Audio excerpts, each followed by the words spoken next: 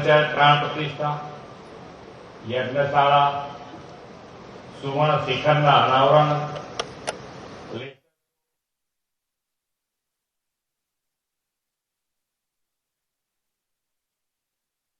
आज विस्तारना सांसद श्री हरिभाई पटेल, सांसद श्री भरतसिंह डाभी, वरिष्ठ आगेवान श्री सोमभाई मोदी, श्री प्रहलाद भाई मोदी, हमारा साथी धारासभ्य श्री किरीट भाई पटेल, सरदार भाई चौधरी, श्री मुकेश भाई पटेल, श्री सुखाजी ठाकुर, जिला पंचायत प्रमुख श्रीमती तृषाबेन पटेल, जिला अध्यक्ष श्री गिरीश भाई राजकोट, दूधसागर डेरी चेरमेन श्री अशोक भाई चौधरी, बैंक चेरमेन श्री विनोद भाई पटेल, नगरपालिका प्रमुख श्रीमती नीतिकाबेन शाह, ट्रस्ट प्रमुख श्री निखिल भाई व्यासा, अधिक मुख्य सचिव श्री एम के दास, प्रवासन सचिव श्री राजेंद्र कुमार जी, कलेक्टर श्री, डीडीओसी, उपस्थित अधिकारीगण, सौ ट्रस्टीश्रीओ, दाताश्रीओ, उपस्थित सौ नागरिक भाईओ बहनों, प्रेस मीडिया मित्रों, सौने मारा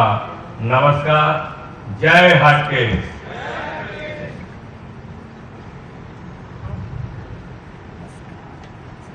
नागर ज्ञातिना इष्टदेव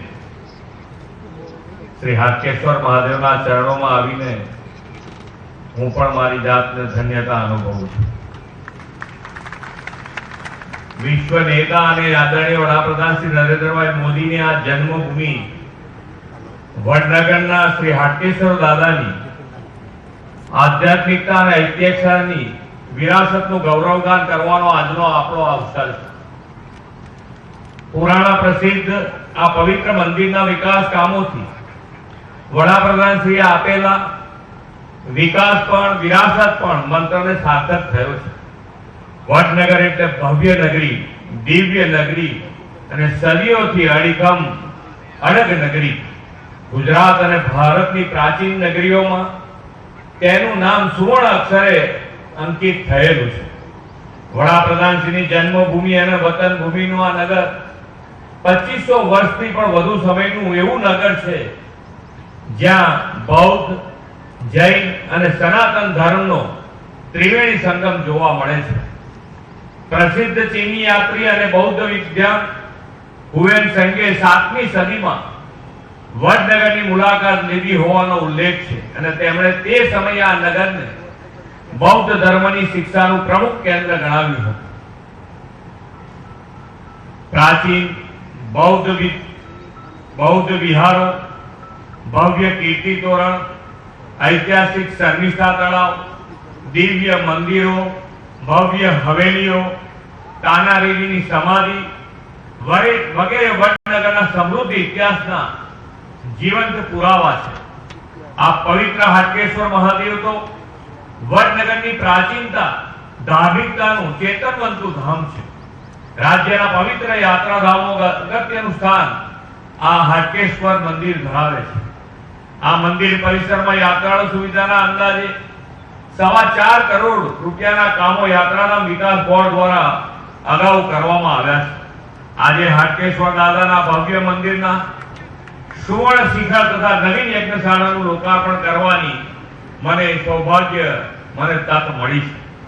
એટલું જ નહીં, આ અનંત અનાદિ વડનગર અને હાટકેશ્વર દાદાના ભવ્ય ઇતિહાસને દર્શાવતા અધગલ લાઇટ એન્ડ સાઉન્ડ શોનું અંદાજે 5.5 કરોડ રૂપિયાના ખર્ચે પ્રવાસન વિભાગ દ્વારા નિર્માણ થયું છે। વડાપ્રધાન શ્રી મોદી સાહેબની વતન ભૂમિમાં વિરાજમાન हाटकेश्वर दादाना चरणों में कुल अंदाजे 12 करोड़ रुपया विकास कामों की आज भेट धरी है। हमणा थोड़ा समय पहला अपना गृहमंत्री श्री अमित भाई साहेब वडनगरना अद्यतन आर्कियोलॉजिकल म्यूजियम उद्घाटन कर्युं छे। एनाथी पण वडनगरना हेरिटेज टूरिज्म ने वेग मळ्यो छे। आवा विविध प्रकल्पों द्वारा आपणे वडनगरनी पुरातन भव्यताने वडाप्रधानश्रीना मार्गदर्शन में विश्वना नक्शा पर महत्वना हेरिटेज डेस्टिनेशन तरीके चमकाववा माटे प्रतिबद्ध छे। वडाप्रधान श्री नरेंद्रभाई मोदीए वडनगरना पौराणिक, ऐतिहासिक और धार्मिक महत्व उजागर करवा अहीं उत्खनननी कामगीरी करावी छे। ए उत्खननना अवशेषोने पुरातन કલા વારસાના નમૂનાઓ વડનગરના મ્યુઝિયમમાં રાખવામાં આવેલા છે।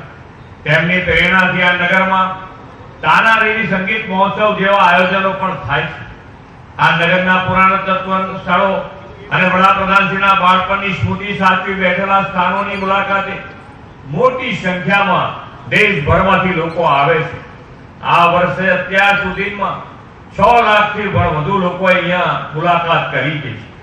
વડનગરની આ ભવ્ય દિવ્ય વારસો અને હાટકેશ્વર મંદિર એમાં મહત્વપૂર્ણ ભૂમિકા ભજવશે એવા વિશ્વાસ સાથે હાટકેશ્વર દાદાના ચરણોમાં નમન કરીને વિરમું છું। ભારત માતા કી જય, વંદે માતરમ, જય જય ગરવી ગુજરાત।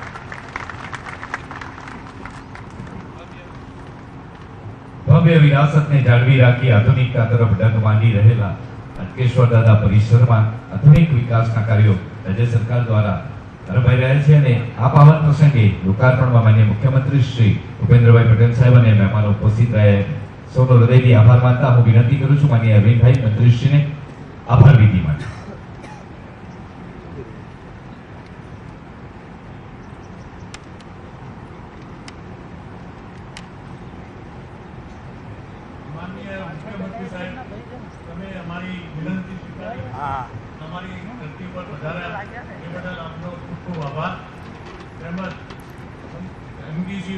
તો હાટકેશ્વર મંદિરના સુવર્ણ શિખરનું અનાવરણ કરવામાં આવ્યું, જ્યાં સીએમ ભૂપેન્દ્રભાઈ પટેલ ઉપસ્થિત રહ્યા। તેઓએ હાટકેશ્વરની જય સાથે નારો પણ લગાવ્યો। આ સાથે જ સૌએ તાળીઓના ગડગડાટ સાથે તેઓએ આ વધાવી લીધું છે અને હાટકેશ્વર મંદિર જે અનેકોની આસ્થાનું કેન્દ્ર પણ છે, હાટકેશ્વર મંદિરના સુવર્ણ શિખરનું અનાવરણ કરાયું છે મુખ્યમંત્રી ભૂપેન્દ્રભાઈ પટેલના હસ્તે। તો 2000 વર્ષ જૂના આ મંદિરનું શિખર સુવર્ણમય બનાવાયું છે। નવનિર્મિત સપ્તેશ્વર મહાદેવ મંદિરની પ્રતિષ્ઠા કરાઈ। વડનગર હાટકેશ્વર મંદિરના સુવર્ણ શિખરનું અનાવરણ કરાયું છે। તો સીએમની ખાસ ઉપસ્થિતિ અને પૌરાણિક આ મંદિર છે એટલે અનેકોની આસ્થાનું આ કેન્દ્ર પણ છે અને હવે તેમાં એક નવું છોકું ઉમેરાયું છે તેવું પણ કહી શકાય, કારણ કે જે શિખર છે તે હવે સુવર્ણમય થઈ ગયું છે।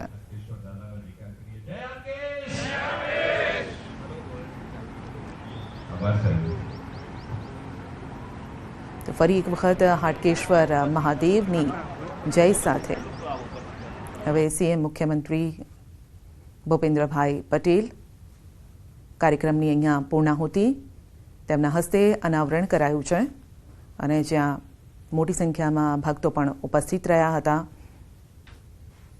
તો વાર તહેવારે અહીં મંદિરમાં અનેક વાર તહેવારની ઉજવણી કરવામાં આવતી હોય છે। પૌરાણિક આ મંદિર છે માટે એક અલગ તે મહાત્મ્ય પણ ધરાવે છે।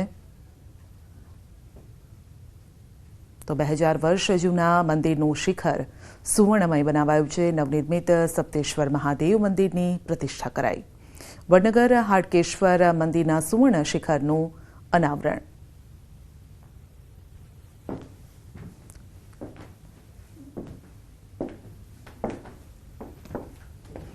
તો 2000 વર્ષ જૂનું આ મંદિર છે, અનેકોની આસ્થાનું આ કેન્દ્ર રહેલું છે અને મોટી સંખ્યામાં ભક્તો વાર તહેવારે અહીં આવતા હોય છે।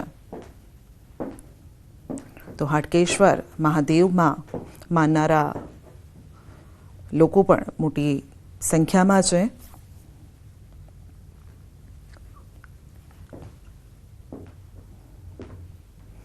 તો સીએમએ તેમના પ્રવચનની પણ જે શરૂઆત કરી હતી તે હાટકેશ્વર મહાદેવની જય બોલાવીને કરવામાં આવી હતી। હવે જ્યારે સુવર્ણમય થઈ ગયું છે આ શિખર, ત્યારે તેને જોવા માટે પણ મોટી સંખ્યામાં લોકો ત્યાં પહોંચી શકે છે, ભક્તો ત્યાં પહોંચી શકે છે।